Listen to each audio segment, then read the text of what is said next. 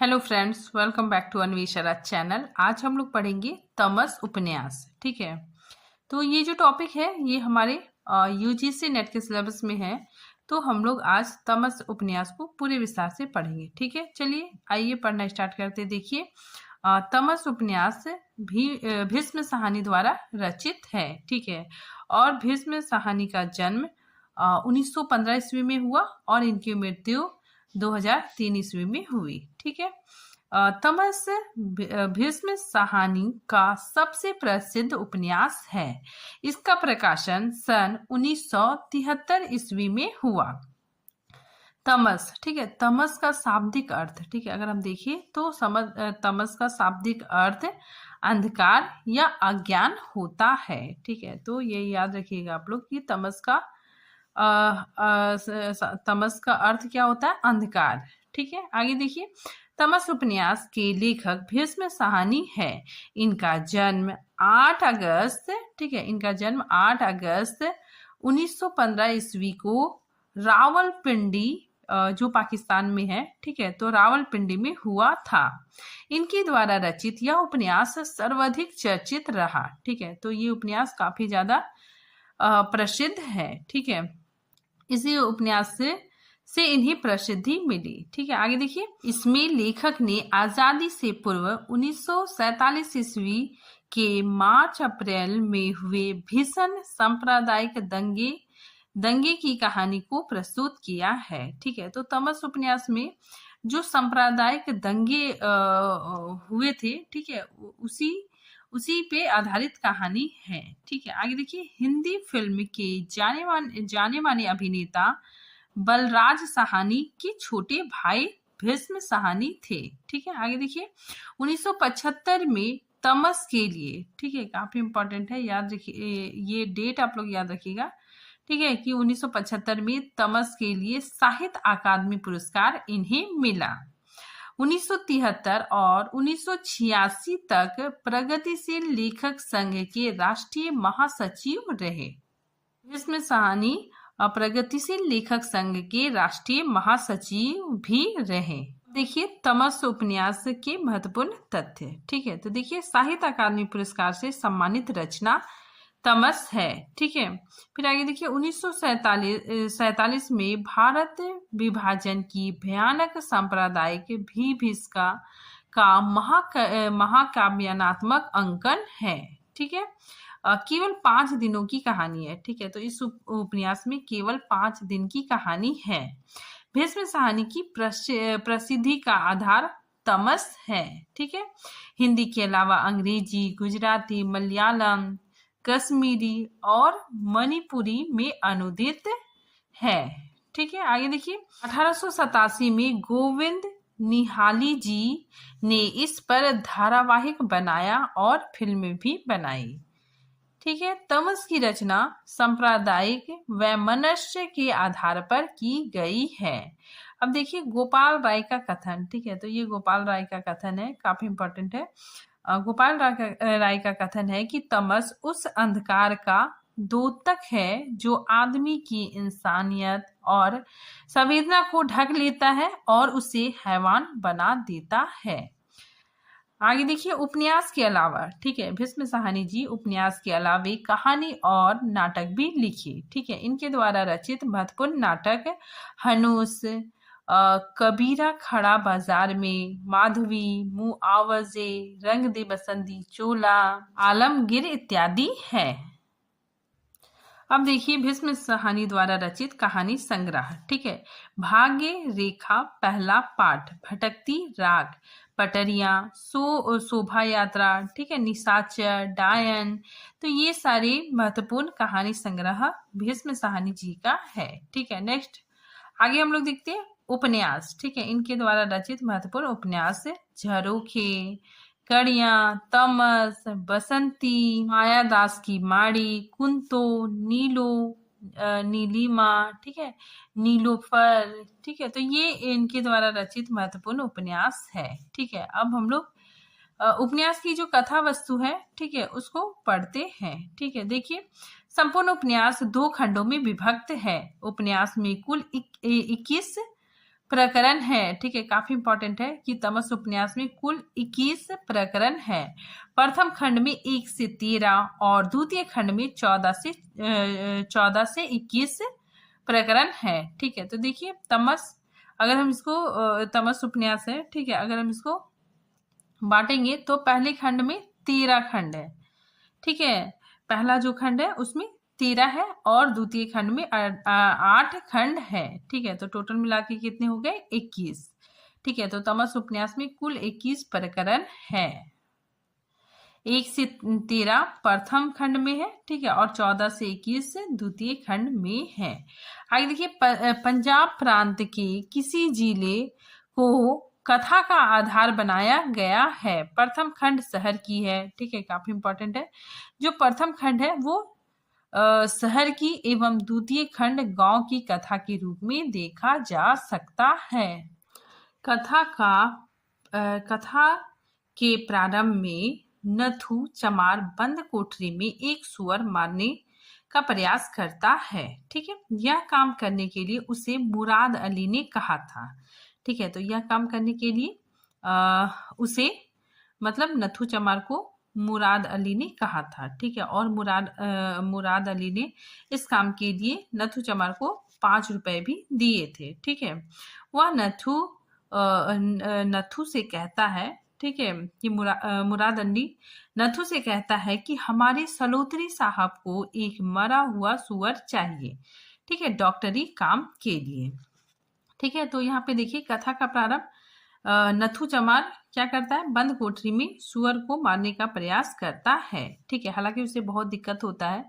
ठीक है, क्योंकि जो नथु है वो चमार है। ठीक है, वो चमड़े का काम करता है और उसे सुअर मारने में बहुत ज्यादा परेशानी होती है। ठीक है, लेकिन अंततः वो सुअर को मार देता है और यह काम करने के लिए उसे मुराद अली ने कहा था। ठीक है, आगे देखिए, नथु वह काम कर देता है, मतलब सुअर मार देता है, लेकिन उसे अपनी गलती का एहसास और आत्मग्लानि तब होती है जब वही मरा हुआ सुअर मस्जिद के दरवाजे पर फेंका हुआ पाया जाता है और इस वजह से शहर में हिंदू मुस्लिम के बीच तनाव हो जाता है।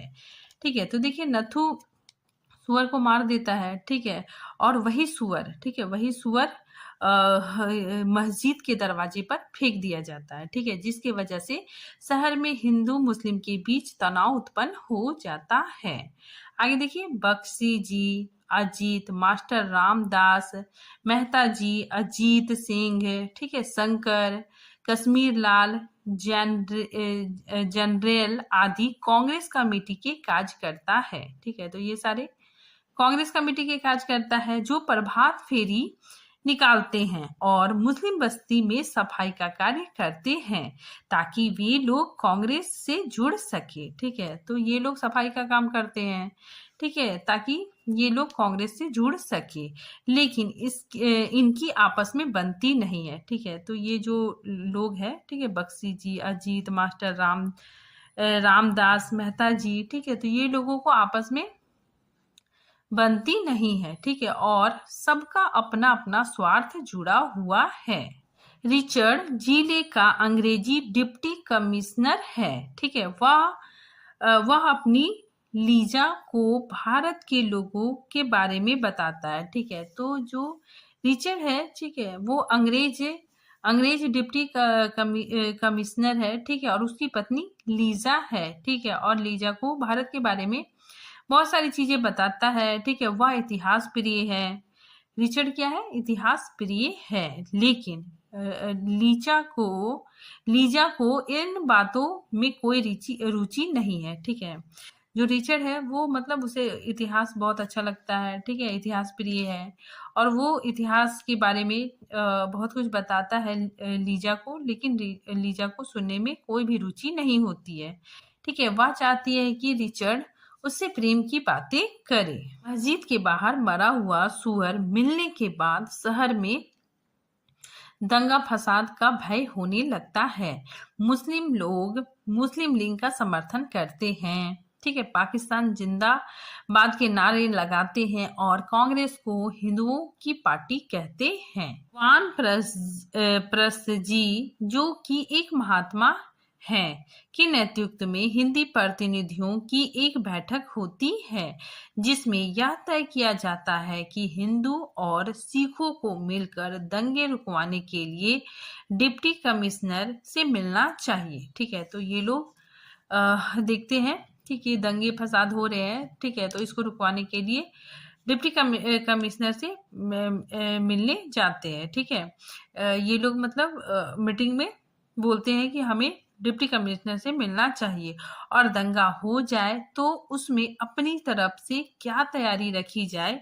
ठीक है, तो इस बैठक में ये सब चर्चा होती है। कॉमरेड देवदत्त हिंदी नवयुवक को एक अखाड़ा चलाता है। ठीक है, तो देवदत्त हिंदी नवयुवकों का एक अखाड़ा चलाता है जिसमें युवकों को लड़ने के लिए तैयार किया जाता है, लेकिन देवव्रत यह चाहता भी है कि शहर में अमन बना रहे। ठीक है, तो देवदत्त बहुत अच्छा इंसान है। ठीक है, वो चाहता है कि शहर में अमन शांति बना रहे। शहर के नागरिकों का एक शिष्टमंडल जिसमें सभी धर्म के लोग शामिल होते हैं, वे रिचर्ड से मिलने जाते हैं और वो उनसे आग्रह करते हैं कि शहर में कर्फ्यू लगा दिया जाए। ठीक है, तो ये लोग रिचर्ड से मिलने जाते हैं। ठीक है, साथ ही रिचर्ड से कहते हैं कि शहर में कर्फ्यू लगा दी जाए ताकि दंगा फसाद नहीं हो। रिचर्ड उन्हें केवल आश्वासन देता है। ठीक है, तो रिचर्ड क्या करता है, सिर्फ आश्वासन देता है। ठीक है, वो जान रहा है कि शहर की हालत खराब हो रही है, ठीक है, दंगे फसाद होने लग रहे हैं, तो वो कर्फ्यू नहीं लगाता है। ठीक है, सिर्फ आश्वासन देता है, जिसके वजह से दंगे और भी भड़क जाते हैं। ठीक है, तो देखिए इसी समय शहर में दंगे भड़क जाते हैं और जो लोग साथ साथ रिचर्ड के घर आते हैं वे अब अलग अलग रास्ते से भागने लगते हैं। ठीक है, तो जो लोग रिचर्ड के घर आए थे, ठीक है, वे लोग मतलब भागने लग जाते हैं। ठीक है, क्योंकि दंगा भड़क जाता है। ठीक है, अलग अलग रास्ते भागने लगते हैं। लाला लक्ष्मी नारायण अपने बेटे रणवीर के लिए परेशान रहता है। ठीक है, परेशान हो जाता है, जो देवदत्त का शिष्य है और दंगे में घर से गायब है। ठीक है, तो ये रणवीर क्या है, अपने घर से गायब है। सभी लोग एक दूसरे के प्रति भय की भावना से भर जाते हैं। ठीक है, मित्रता शत्रुता में बदल जाती है। हिंदू और मुस्लिम दोनों के घर जलते हैं। ठीक है, तो दंगे इतने बढ़ जाते हैं कि हिंदू और मुस्लिम दोनों के घर जलते हैं, दोनों मरते हैं, चारों तरफ लूट मार मच जाती है।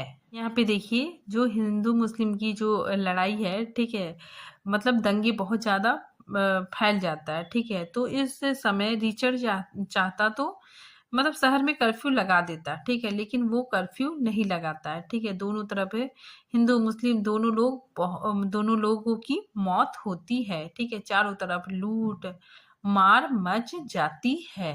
उपन्यास का दूसरा खंड शुरू होने पर गांव में हरनाम सिंह और उनकी पत्नी बंतो को अपना घर छोड़कर भागना पड़ता है। ठीक है, तो उपन्यास का जब दूसरा खंड शुरू होता है, ठीक है, तो गांव में हरनाम सिंह और उसकी पत्नी बंतो को, ठीक है, घर छोड़कर भागना पड़ता है। उनकी दुकान, ठीक है, हरनाम सिंह की दुकान बलवाइयों कौन होता है, बाहर से आए हुए मुस्लिमों को बलवाई कहा जाता है। ठीक है, तो उसकी दुकान बलवाइयों द्वारा जला दी जाती है। मार्ग में उन्हें एक मुस्लिम, ठीक है, मुस्लिम के यहाँ शरण लेना पड़ता है। ठीक है, लेकिन वे लोग ज्यादा देर तक वहां रुक नहीं पाते हैं। ठीक है, वहां से भी उन्हें भागना पड़ता है। आगे देखिए, गांव में गुरुद्वारे में एकत्रित हुए सिखों और मुसलमानों के बीच भयानक लड़ाई होती है, दोनों ओर से लोग मारे जाते हैं। ठीक है, तो यहाँ पे हिंदू मुस्लिम की लड़ाई बहुत ज्यादा तीव्र हो जाती है। ठीक है, दंगे होने लगते हैं। सिखों की तरफ से सोहन सिंह और मुस्लिम की तरफ से मीर दात दंगे रुकवाने का प्रयास करते हैं, ठीक है, लेकिन धार्मिक उन्मादी उनकी हत्या कर देते हैं, ठीक है। तो ये नाम याद रखिएगा आप लोग। सिखों की तरफ से सोहन सिंह और मुस्लिम की तरफ से मीर दात, ठीक है, ये दंगे रुकवाने का प्रयास करते हैं, ठीक है, लोगों को समझाने का प्रयास करते हैं, ठीक है, लेकिन इनकी हत्या हो जाती है। आगे देखिए, सिख महिलाएं और छोटे बच्चे कुएं में कूदकर अपनी जान दे देते हैं, ठीक है। देखिए 27 महिलाएं बच्चों सहित कुएं में डूबकर अपनी जान दे देती है, ठीक है। दंगे में हरनाम सिंह का बेटा, ठीक है, हरनाम सिंह कौन था? जो मतलब भाग गया था, ठीक है, अपनी पत्नी बंतों के लेकर गांव छोड़कर भाग गया था, ठीक है। तो उन्हीं का बेटा इकबाल सिंह मुस्लिम युवकों द्वारा पकड़ा जाता है, ठीक है, और अपनी जान बचाने के लिए, ठीक है, मुस्लिम इस्लाम धर्म कबूल कर लेता है, ठीक है। जबरदस्ती उसको कहा जाता है कि तुम इस्लाम धर्म कबूल करो, नहीं तो तुमको मार देंगे, ठीक है। तो इसी वजह से अपनी जान बचाने के लिए, ठीक है, उनके कहने मुसलमानों के कहने पर वह इस्लाम धर्म मजबूरन अपना लेता है, ठीक है। मतलब इकबाल सिंह विवशता पूर्वक मुस्लिम बन जाता है, ठीक है। 4 दिन तक, ठीक है, 4 दिन तक पूरे जिले में मार काट मची रहती है, ठीक है। तब जाकर डिप्टी कमिश्नर रिचर्ड कर्फ्यू लगाता है, ठीक है। जब बहुत ज्यादा सिचुएशन खराब हो जाता है, ठीक है, बहुत ज्यादा मार काट होता है, ठीक है, उसके बाद फिर बहुत बाद में डिप्टी कमिश्नर रिचर्ड कर्फ्यू लगाता है और अन्य तरीकों से दंगा फसाद रुकवाता है, ठीक है। आगे देखिए, फसाद बढ़ने पर अंग्रेज सरकार हस्तक्षेप करती है, ठीक है। जब दंगा फसाद बहुत ज्यादा बढ़ जाता है, ठीक है, तो बहुत बाद में अंग्रेज सरकार हस्तक्षेप करती है और दंगे रुकवाती है, ठीक है, शहर में फौज तैनात कर देती है। अंग्रेज सरकार और कांग्रेस रिलीफ कमेटी द्वारा दंगा पीड़ितों की सहायता की जाती है, ठीक है। आंकड़े एकत्रित किए जाते हैं, ठीक है, लोगों की मौत के और नुकसान के, ठीक है, कितना लोगों की मौत हुई, कितना नुकसान हुआ, ठीक है, इसके आंकड़े निकाले जाते हैं, ठीक है। आगे देखिए, जाना की बेटी प्रकाशो, ठीक है, यहाँ पे नाम याद रखिएगा आप लोग कि प्रकाशो लापता हो जाती है, ठीक है। पता चलता है कि उसे मुहल्ले के ही अल्लाह रखा ने उठाकर जबरन अपनी बीबी बना लिया है, ठीक है। प्रकाशों की मां चाहकर भी प्रकाशों को वापस नहीं ला पाती है, ठीक है। तो इसमें बताया जा रहा है जो दंगा होता है, ठीक है, उसमें प्रकाशों को उठा लिया जाता है, ठीक है, उठवा लिया जाता है और अल्लाह रखा उसे अपनी बीबी बना लेता है और प्रकाशों की मां चाहकर भी प्रकाशों को वापस नहीं ला पाती। हिंदू मुस्लिम के मन में एक दूसरे के प्रति अस्थायी रूप से वैमनस्य पैदा हो जाता है, ठीक है, एक दूसरे के प्रति शत्रुता पैदा हो जाती है।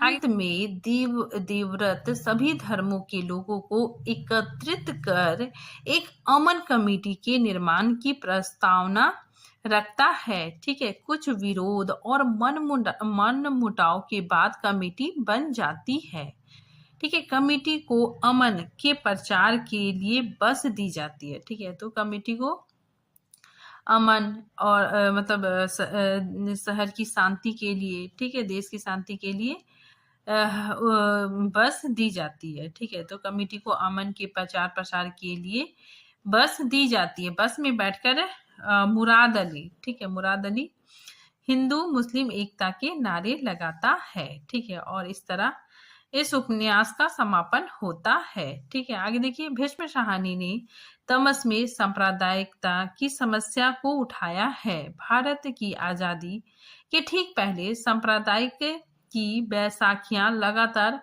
प्रास्ताविकता का जो नंगा नाच इस देश में नाचा गया था, ठीक है, उसका अंतरंग चित्रण भीष्म साहनी ने इस उपन्यास में किया, ठीक है। तमस की पृष्ठभूमि में देश के विभाजन की वे घटनाएं हैं जिसमें लाखों बेगुनाह लोग मारे गए, ठीक है, और बहुत सारे लोग बेघर हो गए। औरतों ने आत्मरक्षा के लिए कुएं में कूदकर अपनी जान दे दी। इस प्रकार हिंदुओं, मुसलमानों और सिखों के बीच नफरत और द्वेष की भावना फैलाकर राजनीतिक दलों ने अपना उल्लू सीधा करने की कोशिश की। ठीक है, तो इन लोगों ने हिंदू, मुस्लिम, सिखों को आपस में लड़ाकर अपना अपना उल्लू सीधा किया। ठीक है, आगे देखिए। हिंदी, उर्दू, पंजाबी और अंग्रेजी भाषा युक्त इस उपन्यास में सांप्रदायिकता से जुड़े विभिन्न पहलुओं, सत्ता एवं राजनीतिक द्वारा धर्म का अपने स्वार्थ के लिए प्रयोग करना निहित है। ठीक है, तो इसमें दिखाया गया है कि जो लोग होते हैं, ठीक है, जो राजनीतिक लोग होते हैं, ठीक है, वे लोग मतलब धर्म के द्वारा अपने स्वार्थ अपना स्वार्थ निकालते हैं। ठीक है, लोगों को लड़वा कर, ठीक है, लड़वा कर अपना स्वार्थ सिद्ध करते हैं। सांप्रदायिकता का सर्वाधिक शिकार, ठीक है, सबसे ज्यादा शिकार निम्न वर्ग के लोगों को होता है। ठीक है, तो सबसे ज्यादा दिक्कत, ठीक है, सबसे ज्यादा समस्या निम्न वर्ग के लोगों को होता है। ठीक है, इसी चीज को इस उपन्यास में उजागर किया गया। आगे देखिए। तमस में आजादी से पहले हुए सांप्रदायिक दंगों को आधार बनाकर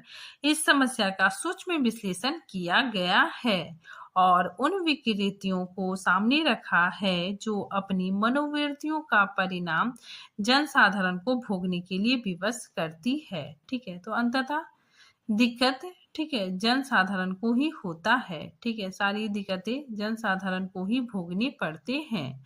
आगे देखिए। उपन्यास के पात्र, ठीक है, अब हम लोग पढ़ते हैं उपन्यास के पात्र।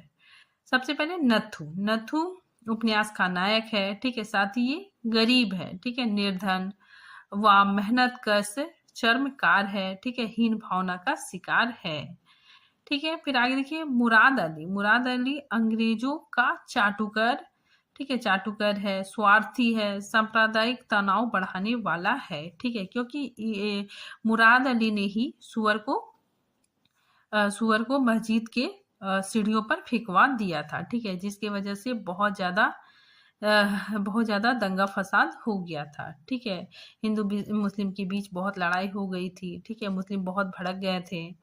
ठीक है, फिर आगे देखिए। रिचर्ड। रिचर्ड कौन है? अंग्रेजी ऑफिसर, ठीक है, शहर का deputy commissioner. Next Lisa. Lisa Richard की पत्नी है। लाला लक्ष्मी नारायण, ठीक है, ये हिंदू महासभा का कार्यकर्ता, ठीक है, सांप्रदायिक भावनाओं से युक्त स्वार्थी और कुटिल व्यक्ति है।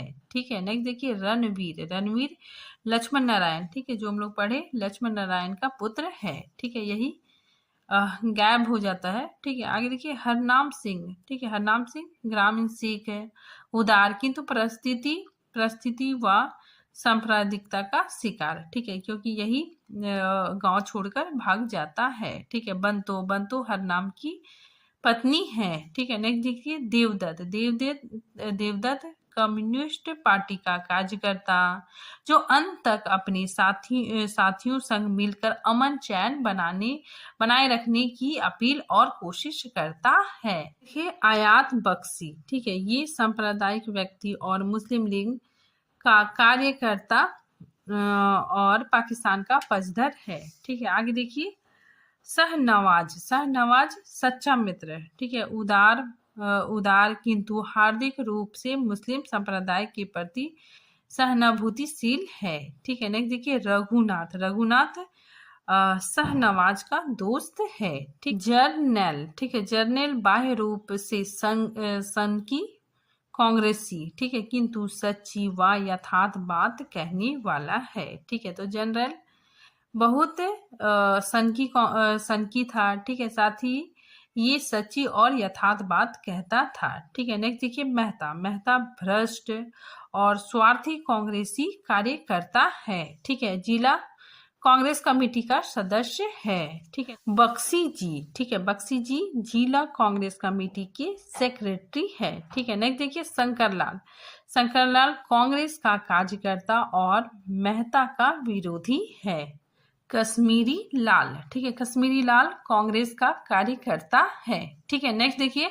मास्टर रामदास, ठीक है, मास्टर रामदास कांग्रेस कमेटी का सदस्य, ठीक है, कामचोर और स्वार्थ हेतु कांग्रेस से जुड़ा है, ठीक है। आगे देखिए, मौलदात, मौलदात मुस्लिम लीग का कार्यकर्ता है, ठीक है।